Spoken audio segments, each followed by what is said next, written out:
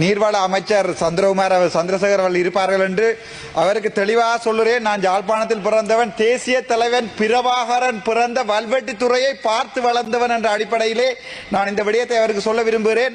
நாங்கள் சர்க்கஸ் கூடாரம் வைத்தாலும் அங்கே கழுதைகள் குதிரைகள் வந்து நின்றாலும் அவற்றுடன் சேர்ந்து படம் எடுப்பதற்கு தயாராகத்தான் இருக்கிறோம். ஆனால் அவ்வாறான கழுதைகளை எங்களுடைய தலைவராக ஏற்றுக்கொள்ள யாழ் மண்ணில் பிறந்த எந்த தமிழனும், யாழ்ப்பாணத்திலே பிறக்காத எங்களுடைய அமைச்சர் சந்திரசேகர் அவர்கள் சிலையரும் யோசிக்கலாம், தான் சண்டிப்பனம் செய்து என்ன ஏதாவது செய்யலாம் என்று. 44,000 போராளிகளை உயிரோடுத்த என்னுடைய தேசிய தலைவர் வழியில் இருந்த என்ன உங்களால் இப்படி விரட்டையில் வென்றது மிகவும் நகைப்புக்குரிய விடயத்து வருகிறேன். தேசிய அரசாங்க சக்தி இன்று வரை எங்களுடைய அண்ணன், எங்களுடைய இனத்தை காத்த ஒருவன் ஆனந்த சுதாகரன் விடுதலைக்காக இன்று வரை போராடி கொண்டிருக்கிறோம். அவனுடைய குழந்தைக்காக போராடி கொண்டிருக்கிறோம். விடுதலை செய்யவில்லை.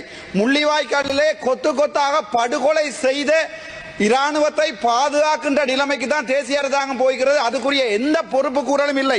அது தவிர யாழ்ப்பாணத்திலே 3000 வேலை இல்லாத பட்டதாரிகள் இருக்கிறார்கள். யாராவது உங்களால் ஒரு நடவடிக்கை எடுக்க முடியுமா? அது உங்களுடைய 3 கத்தரி தோட்ட விரலிகள் என்று சொல்வார்கள். எங்களுடைய மக்கள் தவறுதலாக உங்களில் ஏற்பட்ட நம்பிக்கையால் 3 கத்தரி தோட்ட குமரைன பம்பே என்று சொல்வார்கள். சிங்களத்திலும் சொல்லுகிறேன், 3 கத்தரி தோட்ட விரலிகளால் யாழ்ப்பாணத்திலே ஏதாவது நடந்திருக்கின்றால் இல்லை. நான் தெளிவாக ஒரு விடயத்தை சொல்ல விரும்புகிறேன். எங்களுடைய அமைச்சருக்கு வான்படை, நிலப்படை, கரும்புலிப்படை, இதுவும் போய் ஆகாய படைன்னு வைத்திருந்ததுதான் தமிழீழம். எங்களுடைய நன்றி. எங்களுடைய நீங்க போய் விக்கிபீடியா பார்த்தால் தெரியும், டிஃபெக்டோ ஸ்டேட் எனப்படுகின்ற ஸ்டேட்டை உருவாக்கிய தமிழ தேசிய தலைவர் பிரபாகரனுடைய பிறந்த மண்ணிலே போய், அது மட்டுமல்ல உங்களால் கொலை செய்யப்பட்ட ரவிராஜ் அண்ணாவினுடைய சாவச்சேரியிலும், உங்களை விட எனக்கு வாக்கு கூடிய சாவச்சேரியிலும் போய் எங்களுடைய மதிப்புக்கு உரிய ஜனாதிபதி போய் உள்ளூராட்சி தேர்தலுக்கு சர்க்கஸ் கூடாரத்தில் நின்று ஆடுவதற்குரிய தேவையை உங்களை யாழ்ப்பாணத்து மண் இப்போது செய்திருக்கிறது. அது மட்டுமல்ல, யாழ்ப்பாணத்தில் பார்த்தால் இப்போது பாதையோர வியாபாரிகளுடைய குரல் வலையை நெரிக்க ஆரம்பித்திருக்கிறீர்கள். பஸ் ஸ்டாண்டில் பிரச்சனை ஆரம்பிக்கிறீர்கள்.